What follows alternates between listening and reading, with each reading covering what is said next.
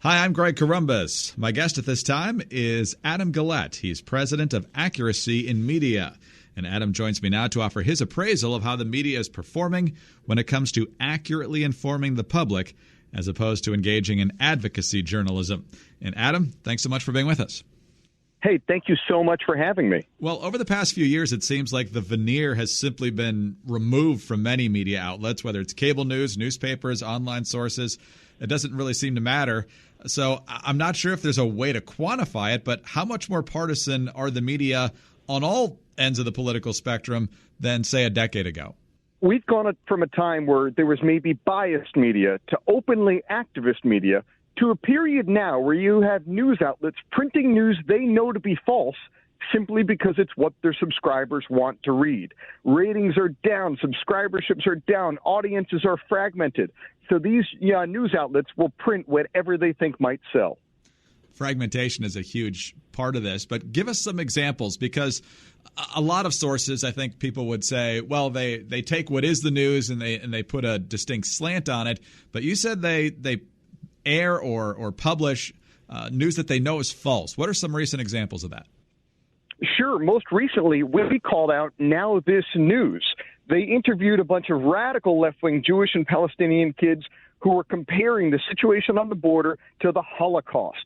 And one of the radicals being interviewed went on to say that it's so similar to what's happening on the border, where people on the border are dying of typhus. And she went on to say that's what Anne Frank died from.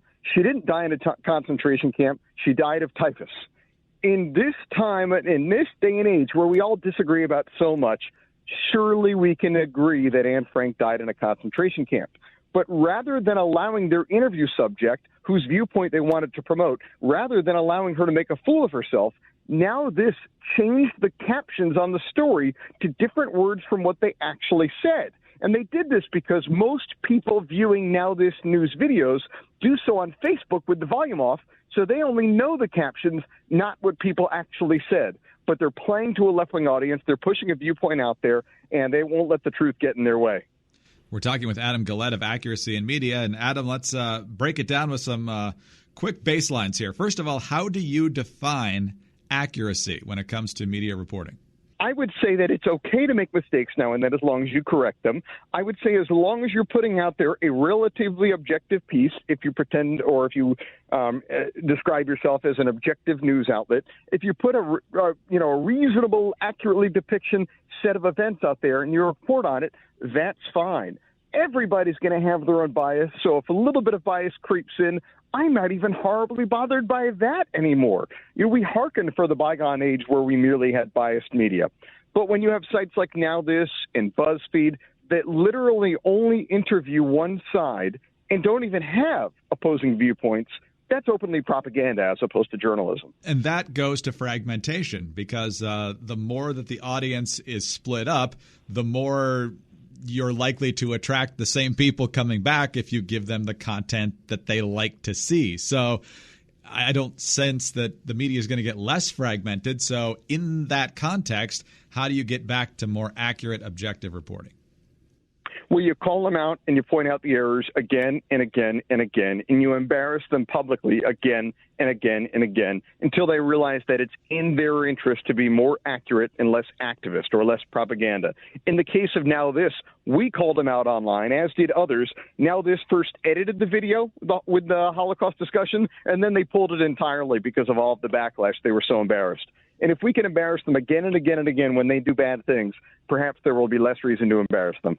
It's often said, Adam, that there are two ways of being biased or inaccurate or whatever you want to call it. There's sins of omission and sins of commission. I'm guessing you see both, but which one's more prevalent these days? It really depends on the outlet because different outlets do different things. You've got CNN who reported that Trump fed the fish in the koi pond with the Japanese prime minister in a ridiculous manner. But when you read the details, you found out that, in fact, he actually did what he was instructed to do. But most people only see the headlines. So that's almost like a combination of commission and omission. They have an inaccurate headline, and then you've got to look way down into the article or check other news outlets to see the actual facts of the situation. The clickbait articles we see often lead to omission and commission. But then the activist outlets like Now This and BuzzFeed, who don't even interview opposing viewpoints, don't even portray the other side of a story, that's obviously omission. Adam, the president often calls media outlets fake news, particularly when they put out stories that he doesn't like, and oftentimes perhaps they'll get something wrong. Is that overstating it on his part, or are we at the point now where we're literally dealing with fake news from some places? I know you gave us the example of Now This, but on a general day-to-day sense, is it more bias or is it literally fake? It really depends on the outlet, but I do think he's right in that we're seeing an increasing amount of fake news. One shouldn't use fake news as a defense for any article about them that's negative that they don't like. No one would argue for that. But regardless of how you feel about the president, it's undeniable that he's received treatment that no other president has ever received before. And some openly accept that and argue that it's justified because of the threat that he poses. But again, then, that assumes that these journalists are activists rather than reporters. Because if they're genuinely reporters, they should focus on the facts on the ground as opposed to standing up against the greatest threat that we've seen in our time, which is what many call for them to do. Adam, we've talked a lot about who's getting it wrong. Who's getting it right? It's hard to say these days. There are still great reporters now and then. You'll see occasionally at the Post or the Times or Fox News. My personal favorite is probably Chris Wallace. I think he's a very straight shooter and hits both sides evenly. I'd like to see more people take that approach. Anybody Wallace is interviewing, he really does give them a good, a hard time and challenges them a bit. And you almost think that he must be from the other point of view, but then he hits the other side the same way. So, it's almost hard to say where he is, but he does a pretty darn good job overall. I also like Michael Barone. He's less analyzing things on a emotional level and more fact-based.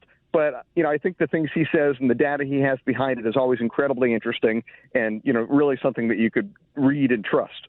Adam, you mentioned calling people out for bad reporting, whether it's completely wrong or simply deeply biased. What else, if anything?